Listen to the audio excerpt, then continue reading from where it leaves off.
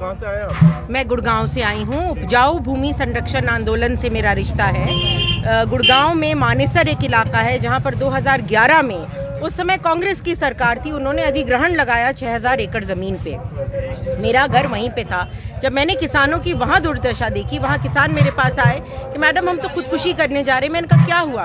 अखबार दिखाया, सेक्शन 469 उनके खेतों का होके जो भूमि अधिग्रहण का कानून था। तब मुझे समझ में आया कि किसान का जीवन कितना डेलिकेट और कितना प्रिकेरियस है। फिर जब मैंने रिसर्च करना शुरू की तो 10 गांव वहाँ पर थे, उनके किसानों को हमने एकजुट किया, महापंचायत की, और सुप्रीम कोर्ट में हमने पूरा केस डाला, सिविल रिट पिटीशन 113 2011 की, जिसका नाम है उपजाऊ भूमि संरक्षण आंदोलन versus the union of India. हमने भारत सरकार को सू किया और वो केस अभी भी चल रहा है। कांग्रेस की सरकार चली गई, बीजेपी की आ गई, केस वही का वही है। यानी किसान के साथ न्याय कभी भी नहीं होगा, मगर इतना घनघोर अन्याय भी हमने कभी होते हुए नहीं देखा जितना अब हो रहा है। कृषि कानून जो आए हैं और जो पारित हुए हैं उनके बारे में आप क्या कहना चाहेंगे? जी, पहले से भूमि अधिग्रहण कानून अपने आप में एक बहुत ही ड्रैकोनियन और कमबख्त कानून था, और अब जो ये 3 नए कृषि कानून आ गए जिसमें किसान का कचहरी जाने का हक छीन लिया है, उसके जमीन की मिल्कियत बिल्कुल छीनने के कगार पे हो गई है। वो क्या उगाए, कितना उगाए, कब उगाए, कितने में बेचे, हर चीज के ऊपर इन लोग ने मोहर लगा दी है कि जो कॉर्पोरेट ऑर्डर करेगा तुम वही करोगे।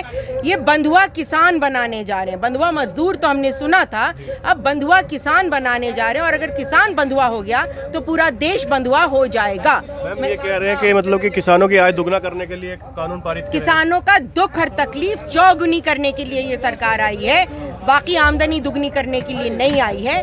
अगर आप आरएसएस की पुरानी किताबों को और नई किताबों को पढ़ें, इनकी तो एक ही किताब है, नई तो इन्होंने कोई लिखी नहीं है, पुरानी ही है, उसमें साफ लिखा है कि वीर भोगे वसुंधरा, यानी जो वीर है, और इनका मतलब वीर से जो चड्डी पहन के कसरत करते हैं, आजकल पैंट पहन के कसरत करने लग गए हैं, वही वीर हैं, वो वसुंधरा को भोगेंगे और हम सब लोग जो हैं, हम लोग उनकी चाकरी करेंगे।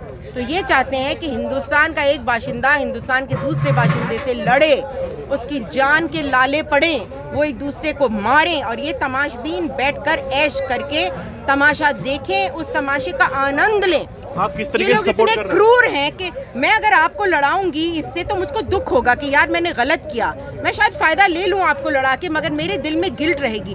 इनके दिल में गिल्ट नाम की कोई चीज ही नहीं है, बल्कि इनको आनंद आता है औरों को सताकर। तो ये तो इनके लिए डबल मजा है। जब हम लोग मरते हैं, एक तो हम मर के खत्म हो गए, और दूसरा हमारे मरने की प्रक्रिया को देख देख कर इन लोग को एक्साइटमेंट होता है। मैं एक बहुत भद्दी सी चीज का प्रयोग करूंगी, क्योंकि इन लोग के पास औरतें तो होती नहीं, न जाने कहाँ इनको सेक्सुअल सेटिस्फैक्शन मिलता है, एक किस्म की सेक्सुअल फ्रस्ट्रेशन इन लोगों की, उसको आउटलेट मिलती है हम लोगों को मरते हुए देख के। ये लोग खून के प्यासे लोग हैं, बहुत ही ट्विस्टेड और गलीज और गंदे लोग हैं।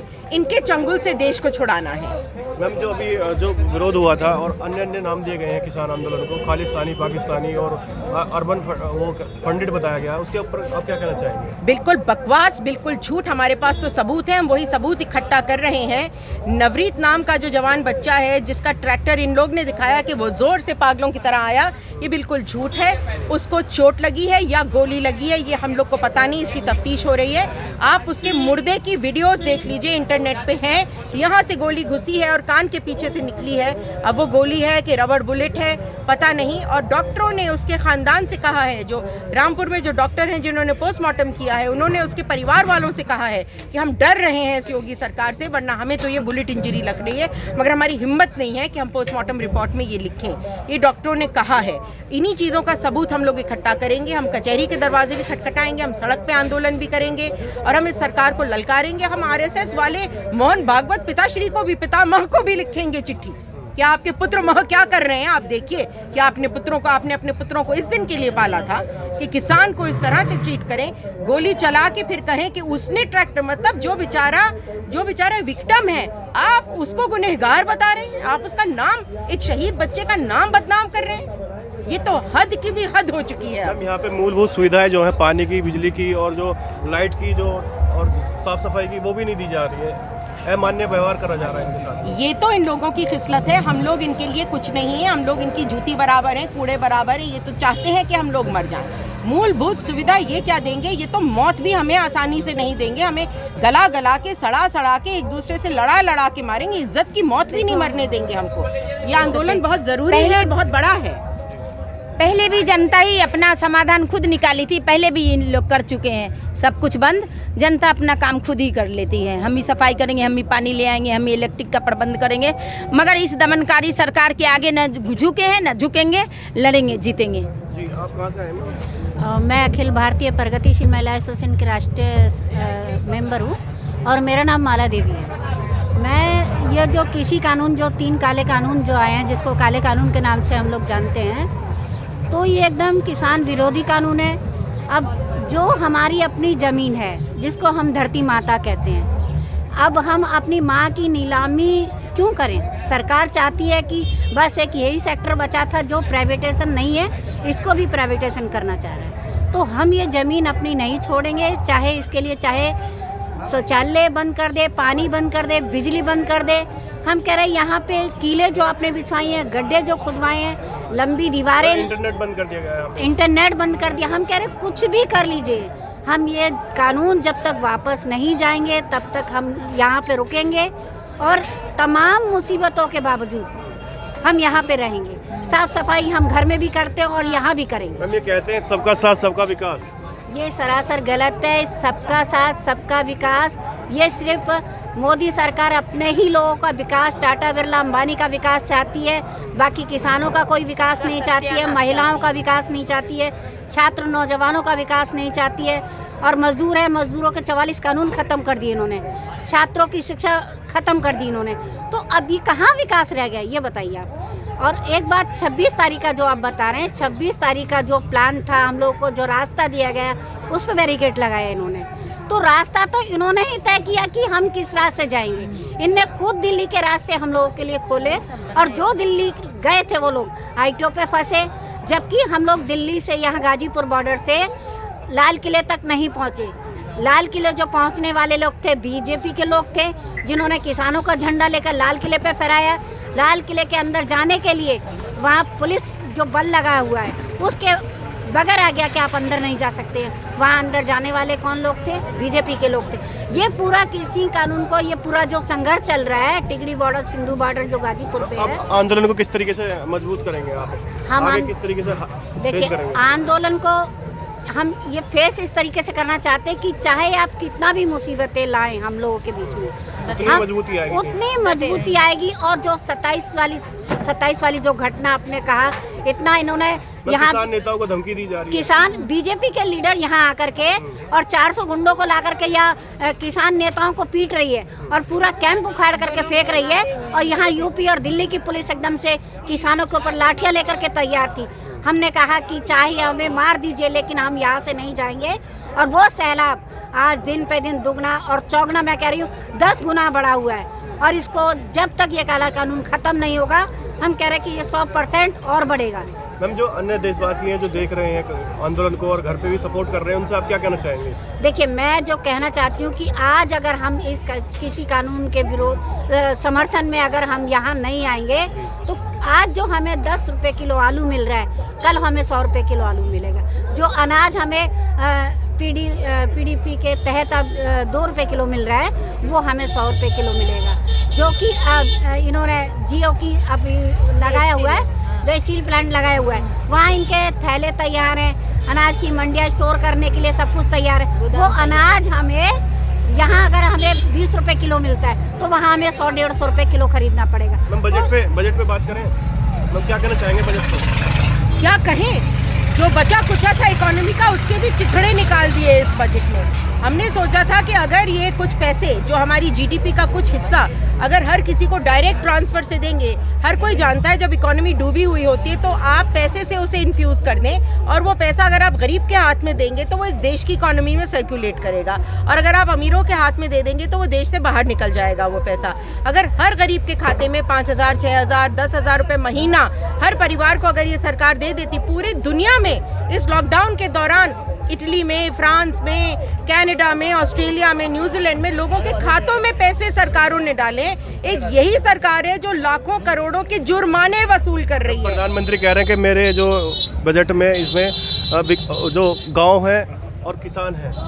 उस आदमी से तो झूठा कोई आदमी ना, उसके डेप्यूटी ने खुद कह दिया वो तो जुमला था। भाई मोदी जी के सबसे प्रिय डेप्यूटी अमित शाह जी है, जब उन्होंने खुद कह दिया कि मोदी जी केवल जुमले बोलते हैं तो मोदी जी की बात ही हम क्यों करते हैं। एक जुमले खोर प्रधानमंत्री की बात काहे को करें। मुझे तो उसकी एक बात पर विश्वास नहीं। मुझे मेरा ना विश्वास हो तो बेचारी जसोदा बहन से जाके पूछ लो कि कैसे उसको पटक के चला गया। कभी अपने आप को कुंवारा बताए, कभी अपने आप को शादीशुदा बताए, कभी कहानी सुनाए कि मगरमच्छ का बच्चा लेके बचपन में घूमा करे, कभी बोले मैं माँ के जेवर चुरा के भग लिया था। इस आदमी की तो एक बात पर मुझको रत्ती भर ना भरोसा था, ना है, ना कभी होगा। तो हम सरकार को क्या संदेश देना चाहेंगे? सरकार को हम यही संदेश देना चाहते हैं कि देश हमारा है, तुम्हारा नहीं है। ये धरती हमारी है, ये जल हमारा है, ये जो लोग बैठे हैं ये हमारे हैं, ये तुम्हारे नहीं है। और भारत की जनता को मैं कहना चाहूँगी कि ये हम लोग को हमारे कमीनेपन की सज़ा मिल रही है। आज भी इस देश में मुसलमानों का मोहल्ला अलग, शियाओं का अलग, सुन्नियों का अलग, बंगियों का अलग, चूड़ों का अलग, यादवों का अलग। हम ना एक दूसरे से शादी करें, ना ब्याह करें, ना प्रेम करें, ना इश्क करें, ना अपने घर एक दूसरे के साथ बनाएं, तो हमारा यही हशर होना अनिवार्य है। अभी तो हमारा बहुत अच्छा हशर है। अगर हम इसी नक्शे कदम पर चलते रहे एक दूसरे से जुदा जुदा तो हमारा और भी बुरा हाल होने वाला है। किसान आंदोलन को किस तरीके से सपोर्ट कर रहे हैं? किसान आंदोलन को मैं इस तरीके से सपोर्ट कर रही हूँ कि मैं हर बॉर्डर पे जा रही हूँ, जो हम लोग सहायता कर सकते हैं। वकीलों के करीब 400 वकीलों का एक ग्रुप हमने तैयार कर लिया है। किसी को भी कोई किस्म की लीगल तकलीफ हो तो प्लीज़ हम लोग से संपर्क कर लें। हम तफ्तीश कर रहे हैं, एविडेंस गैदर कर रहे हैं, सारी FIRs इकट्ठा कर रहे हैं। वहाँ पर हमने तिहाड़ जेल में जिन बच्चों को अरेस्ट करके डाला है उनके लिए कपड़ों के 100 कपड़ों की जोड़ियाँ, 100 सेट बिस्तर के भी भेज दें, क्योंकि उनके माँ बाप कहाँ हैं किसी को मालूम नहीं है। तो लीगल वे पे भी चल रहे हैं, हम सड़कों पर भी हैं। मुझको 1984 जब एंटी सिख राइट्स हुए थे, हम लोग उस समय कॉलेज में थे, वही दिन मुझे फिर से याद आ गए हैं जब हम सिखों को घर से बचा कर ला रहे थे। शाहदरा में हमने श्यामलाल कॉलेज में कैंप लगाया था। रात के वक्त यही संगी कांग्रेसी नहीं आते थे। कांग्रेसी तो बड़े लेजी साहब लोग हैं, वो तो किसी को मारने को भी ना आए। पत्रकारों को गिरफ्तार करा जा रहा है। मनदीप को जिस तरह से एक जवान बच्चे को पकड़ के मार के उठा के लेके गए, ढंग से उसको कचहरी में भी नहीं पेश किया। हम लोग उसके लिए भी लीगल इन्फॉर्मेशन भी नहीं दी उनके घर, कोई इन्फॉर्मेशन किसी के घर वालों को नहीं दे रहे। मेरे सिद्धार्थ वरदराजन जी जो वायर के हैं उनके ऊपर केस FIR डाल दिए कि ये झूठ बोल रहे हैं कि गोली नहीं लगी थी नवरीत को। ऐसे ही जो राजदीप सरदेसाई हैं उनको तो 1 महीने के लिए उनके चैनल ने मोदी जी से और अंबानी अडानी जी से डर के बर्खास्त कर दिया, उनकी तनख्वाही कैंसिल कर दी। और वो बेचारे जब यहाँ आए और सिंघू गए तो किसानों ने भी उनको लताड़ा कि आप ABP चैनल के, वो तो कहीं के नहीं रहे। मैम मेन स्ट्रीम मीडिया जो है उसके बारे में आप क्या कहना चाहेंगे? मेन स्ट्रीम मीडिया की तो बहुत ही खतरनाक और गलीज भूमिका रही है। मेन स्ट्रीम मीडिया को मैं नेताओं से ज्यादा ब्लेम करूंगी, RSS और नेताओं से ज्यादा ब्लेम करूंगी, क्योंकि उन लोगों की नसों में खून डालने का काम इस मीडिया ने किया है। मैं इसको खूनी मीडिया कहूंगी। ये ना होती तो इन लोगों का भौंपू ऐसे न बच पाता जैसे आज देश में बच रहा है। महिलाओं को क्या कहना चाहेंगे जो महिलाएं हमारे? महिलाओं के लिए तो बहुत ही ज़रूरी है, अनिवार्य है कि अब वो सब कुछ छोड़ के बाहर निकलें, क्योंकि कोख हमारी, बच्चे हमारे, पति हमारे, भाई हमारे, नुकसान सिर्फ हमारा ही होता है। अगर हिंदुस्तान टुकड़ों में बटा है तो जितना बड़ा नुकसान औरत का होता है। अगर कम्युनल राइट्स होते हैं तो भी औरत को ही मारा जाता है, बलात्कार किया जाता है। अगर देश में अराजकता फैलेगी जैसे कि ये सरकार फैलाना चाहती है तो भी गाज औरतों के ऊपर ही गिरेगी। अगर हमारे बेटे मरते हैं तो हमारा नुकसान, बेटियां तो नुकसान, हम खुद कुछ बेइज्जत होते हैं तो नुकसान, हमारा देश कहीं जाता है तो औरत तो इसका ढर्रा है।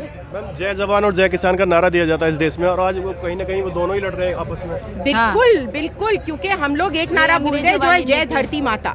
भारत का जो एनवायरनमेंट है वो सबसे ज्यादा पोल्यूटेड है। आप पीछे मोड़ के कैमरा को देखेंगे, कचड़े का ढेर लगा हुआ है। कचड़े का ढेर इस दिल्ली में लग सकता है मगर हमारे किसान इस दिल्ली में नहीं आ सकते। ये हालत है। गंदगी, गलाजत, पर्यावरण, ना हवा रही है, ना पानी रहा है, ना सौहार्द रहा है, ना भाईचारा रहा है। पहले भी बहुत कम था, बहुत डेलिकेट था, और अब तो बिल्कुल छिन्न भिन्न हो गया है।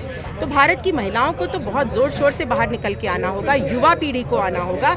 अब हमको अपना बलिदान ही देना होगा, नहीं तो हमारा पूरा देश ही बलि चढ़ जाएगा। तो प्रधानमंत्री जी के बारे में क्या बोलेंगे? 1 मिनट हम प्रधानमंत्री मैं तो उनके लारे लप्पे करती हूँ, मुझे तो इतने पसंद है। मैं दुआ मांगती हूँ कि 200 साल इनका राज रहे, क्योंकि हिंदुस्तानी इनके राज में एकजुट होने लगा। लगा है। हाँ, तो मैं पर चाहती हूँ इनकी सत्ता बनी रहे जब तक अंत तक, एक एक साला हिंदुस्तानी इतना एकजुट ना हो जाए कि फिर उनके बीच कोई दरार कभी डाल ही ना पाए। तो जितना जुल्म हमारे ऊपर हो गए, जुल्म का भी एक मकसद है। ये जो प्रकृति माँ है, इसने हम लोगों के लिए जुल्म इसलिए भेजा है क्योंकि हमको इस जुल्म की जरूरत थी। हम लोग इतने बिखरे हुए थे, इतना एक दूसरे से नफरत करते थे। आज हम सब लोग धर्म जात को बैठ के सारी खापें एक साथ बैठी हैं और मैं चाहती हूँ कि हम लोग का एका इतना बढ़े कि दोबारा कोई दरार न डाल पाए हम लोगों के बीच में। अगर ये भी हो गया तो बहुत बड़ी जीत होगी हमारी। हम कहना चाहते हैं सरकार से कि पकड़ना था उस दीप सिंह को तो मनदीप को क्यों पकड़ा। जो भी झूठे केस में बच्चे फंसाए गए हैं, चाहे 2019 से 20 में 21 में, जो आंदोलनकारी हैं वो अपने राइट के लिए बैठे हैं, उनका हक है। जो निर्दोषों पे धाराएं लगाए हैं वो सब खत्म करें, निर्दोष को छोड़ दे। जो दोषी हैं उन्हीं के कार्यकर्ता, उन्हीं के भेजे हुए गुंडे, उन लोगों में को जेल में डाले, उन पे धाराएं लगाए, उन पे यूएपीए लगाए। वो जो कारपोरेटर हैं, लुटेरे हैं, और जो मीडिया वाले जो देश को बदनाम बर्बाद किया है, उन लोगों पे यूएपीए लगाए, उन लोगों को लाके जेल में डाले और बच्चे को रिहा करे। जो लोगों को, पत्रकार हो, चाहे स्टूडेंट हो, चाहे महिलाएं हैं, कितनी 2019 से की लिस्ट में 80 बरस के एक किसान को इन्होंने अरेस्ट किया हुआ है। 80 बरस के बुजुर्ग किसान को भी अरेस्ट किया। गुंडा एक्ट लग रहा है। 80 बरस के हमारे बुजुर्ग तो सरकार पे लगनी चाहिए। और इन लोगों के गुंडे, मतलब वो करें तो रासलीला, हम करें तो कैरेक्टर ढीला। ये गाना ही इन लोग ने पूरे देश में अब कर दिया है कि जो आरएसएस बीजेपी के लोग करें वो तो भैया रासलीला है, हम हैं, हमारा कैरेक्टर ढीला है। ये इन्होंने हश्र बना दिया। शाहीन बाग की औरतों को क्या जलील, क्या बिरयानी खाने वाली, सफूरा जरगर को क्या गंदी बातें कहीं कि पेट में बच्चा आंदोलन में लेकर बैठ गई, कराने गई आंदोलन में, ऐसी बात बोले अपना मोबाइल के साथ साथ। यहाँ पे जो महिलाएं आई हुई हैं किसान आंदोलन में, उनको भी बोला कि 100 रुपए में भीड़ इकट्ठी करें। हाँ, जो झूठ बोलते हैं, कुछ भी चार्ज लगा सकते हैं, उनका हिंदुस्तान है, उनके बाप का हिंदुस्तान है। इतने जिन मर्दों की मानसिकता खुद गलीज होगी वही देश की औरतों के बारे में ऐसी। हम तो जो सचमुच की औरतें भी धंधा करती हैं, हम उनको अपना बहन कहते हैं और कहते हैं कि मजबूरी में अपने खानदान को, अपने खानदान के मर्दों को, बच्चों को पालने के लिए करती होंगी। हम उन सचमुच की धंधे वाली औरतों की भी इज्जत करते हैं कि वो मजबूरी में ये काम कर रही होंगी। और ये लोग सचमुच में इज्जतदार औरतों को भी बेआबरू करते हैं। आप फर्क समझ लीजिए इन दोनों में, इनमें और हम लोगों में, कि कितने गंदे लोग हैं। सरकार को क्या संदेश देना चाहिए? संदेश तो इनको जूते मार मार के देना पड़ेगा। जैसे 1984 में जब संघी आते थे हमारे सिख भाइयों को अटैक करने के लिए, जिनको हम बचाकर लाए थे, हम लोग डंडा लेकर खड़े रहते थे, मार के भगाया था इनको। और ये दोबारा भी कर सकते हैं। ये मत समझो कि डंडा बंदूक कट्टा सिर्फ तुम अपने हाथ में ले सकते हो। अपनी रक्षा करने की पूरी अनुमति हमारा संविधान हमको देता है। बाद में जाकर किसी से बदला लेना नहीं अलाउड है, मगर अपनी रक्षा करने के लिए हम अस्त्र शस्त्र हर चीज का प्रयोग कर सकते हैं और हमको संविधान सुरक्षा देगा इस बात पे। तो मैं बदला नहीं ले सकती किसी से, मगर अगर कोई मुझे मारने आ रहा है या मेरे प्रियजनों को मारने आ रहा है तो उसको पहले मैं रोकूंगी। पहले मैं हाथ में गोली मार सकती हूँ, पैर में गोली मार सकती हूँ, और फिर भी ना रुके तो उसको बांध सकती हूँ, रोक सकती हूँ। ये सारे हक संवैधानिक रूप से मेरे पास हैं। किसान भाइयों से क्या कहना चाहेंगे? जैसे अभी जो आंदोलन को बदनाम करने की कोशिश की गई थी, भविष्य में भी ऐसी हो सकता है कहीं ना कहीं? आप बदनामी से, किसान भाई तो हमारे अपने हैं, कोई अलग नहीं है। मगर शाहीन बाग की महिलाएं, हम तो महिलाएं थे, हमको इन्होंने धंधे वाली कहा, हमने कहा हाँ जी हम हैं। हमको कहा तुम बिरयानी खाती हो, मैंने कहा हम 1 किलो नहीं 2 किलो खाते हैं। हमसे कहा हम बच्चे पैदा कर रहे हैं आकर, हाँ हमने कह दिया हाँ हम इश्क लड़ा रहे हैं आकर, रात भर बैठे। इन्होंने जो हमें बदनाम किया हमने हंस के स्वीकार कर लिया। हमने स्वीकार कर लिया, वो हमारे लिए जोक सा बन गया। आप हर बदनामी को एक जोक बना के, वो क्या था ना कि हम हर चीज को धुएं में उड़ाता चला गया, वही आप रवैया अपनाइए। दिल को दुख में, किसान भाइयों आपने जो खुदकुशियां की हैं हमें उससे बहुत दुख है। हम सच पे हैं, वो मत कीजिए। देखिए किसान भाइयों के लिए जो मैं एक संदेश देना चाहती हूँ कि आप अपने आप को कमजोर मत समझिए। हमारा जो महिला संगठन है एकदम कंधे से कंधा मिला करके आपके हर कदम से कदम मिला करके चलेगा, और चाहे इसके लिए हमें अपनी जान भी देनी पड़े उसके लिए भी। कनीज़ फातिमा हूँ शाहीन बाग से। तो हम लोगों का ये कहना है कि हम लोग तो 12 दिसंबर से ही सड़क पे हैं, माएँ भी हैं, बच्चे भी हैं, किसान भी, मजदूर भी, महिलाएं भी, दलित भी, सबके लिए ये अलग अलग कानून लेके आए हैं। माएँ चीख चिल्ला के तब से कह रही थी शाहीन बाग की कि ये सबके लिए एक जहर लेके आए हैं, एक ऐसे काले कानून लेके आए हैं हर समुदाय के लिए, और कहते हैं एलानिया इनकी बेनिफिट समझो, इनके फ़ायदे होंगे आपको, पिएगा इंडिया तो जिएगा इंडिया। ऐसा कुछ भी नहीं है। ये जनता के खिलाफ बिल्कुल सारे एक्ट लाए हैं। पूरी गवर्नमेंट ही जनता के खिलाफ है, देश के खिलाफ है। देश में इससे न देश की जनता को कोई फ़ायदा होने वाला है। 2 गुजराती बेच रहे हैं, 2 गुजराती खरीद रहे हैं और पब्लिक को उलझा रहे हैं। बेफ़ायदे ये कानून ला के पब्लिक को उलझा रहे हैं कि किसानों के लिए ये वाला 3 कानून है, माइनॉरिटी के लिए ये वाला 3 कानून है, SC ST के लिए ये वाला 3 कानून है, आपकी मजदूर के लिए, महिला के लिए ये 3 कानून है। मोर देन 80 कानून ये लॉकडाउन के अंदर इन्होंने पास किए। तो मैं लोगों से रिक्वेस्ट करती हूँ, पूरे भारतवासियों से, अलग अलग हम नहीं लड़ पाएंगे, हमको एक होना होगा। इनके दमन को झुकाने के लिए हम लोग जन आंदोलन की शुरुआत कर दिए हैं। और मैं थैंक्स भी कहना चाहती हूँ। पहले इन लोगों ने कहा कि शाहीन बाग को बीजेपी ने बिठाया, बीजेपी को थैंक्स शाहीन बाग को कहना चाहिए, उनकी वजह से इनको कई सीटें आई। तो वो थैंक्स भी नहीं कहे। अगर बैठाया तो किसको बैठाया, किसका फ़ायदा हुआ? अच्छी बात है, हम दोनों का कोऑर्डिनेशन होना चाहिए, ये तो हुआ नहीं। और हमारे जो भाई अब 3रा महीना जाने को है, ये किसान भाई, इनका पानी आप बंद कर दियो, इनका लाइन काट दियो। इंसान को इंसान ही तो रहने दो। ये आदिवासी का ज़माना चाह रहे हैं कि दुनिया कितनी डेवलप कर गई। ये इंटरनेट का ज़माना आया है कि घंटों का काम मिनटों में करते हैं। कंप्यूटर का ज़माना आ गया। एक किसान से लेके जो पढ़े लिखे लोग हैं, वो मज़दूर भी हैं, चाहे इंजीनियर डॉक्टर भी हैं, सारे डेवलप्ड आदमी भी कंप्यूटर से जुड़े हैं, इंटरनेट से जुड़े हैं। और आप दुनिया को किस हज़ारों साल पीछे ले जाना चाहती है ये गवर्नमेंट। एक ऐसी गवर्नमेंट है भारत की जो सारी दुनिया की जो भी लोग होते हैं, सारी दुनिया की गवर्नमेंट होती है, प्रधानमंत्री होते हैं, स्टेट गवर्नमेंट होते हैं, वो सब अपने स्टेट को बढ़ाने का काम करती है। एक ऐसी दमनकारी सरकार आई है, देश विरोधी सरकार आई है, जिनका रिमोट कंट्रोल किसके हाथ में है? ये हाइक हो गई सरकार पब्लिक के खिलाफ काम कर रही है। इन्होंने आज तक कुछ अच्छा काम नहीं किया। न सिक्योरिटी सुरक्षा की बात की, न महिलाओं के सुरक्षा रोजगार की बात की, युवा के रोजगार की बात की, न शिक्षा की बात की। जो कृषि कानून आए हैं, इनसे क्या क्या समस्याएं होंगी किसान भाइयों के लिए और जो आम जनता है हमारे देश की, उसको किस तरीके से प्रभावित करेंगे? एक किसान भाई की ही नहीं, जो भी कानून लेके आए हैं, इससे जनता प्रभावित होगी, जनता उनके अधीन हो जाएगी। ये जो कारपोरेटर है, ये फासिस्ट है, वो एक दुम हिलाने वाले कुत्ते बन के जिएंगे। उनके हाथ में पट्टा होगा, उनके गले में पट्टा होगा। जनता के, पूरे देशवासियों के लिए जो कानून लाए हैं, वो पट्टा डालेंगे और कुत्ते जैसे इन कारपोरेटरों के दुम हिलाएगी ये पूरी जनता। अकेले किसान ही इससे प्रभावित नहीं हो रहे, पूरे देशवासी प्रभावित हो। हमारे किसान जब 3 महीने से यहाँ पे जब अन्न नहीं उगाए हैं तो क्या खाएंगे? वैसे ही अकाल आएगा, कभी बर्बादी हुई है, फ्लड आता है तो, कभी भूकंप आता है तो, कभी सुनामी आता है तो। ये हमारी गवर्नमेंट तो समझो कि एक तरह का आर्टिफिशियल एक ऐसा आपदा लेके आई है, एक विपदा लेके आई है।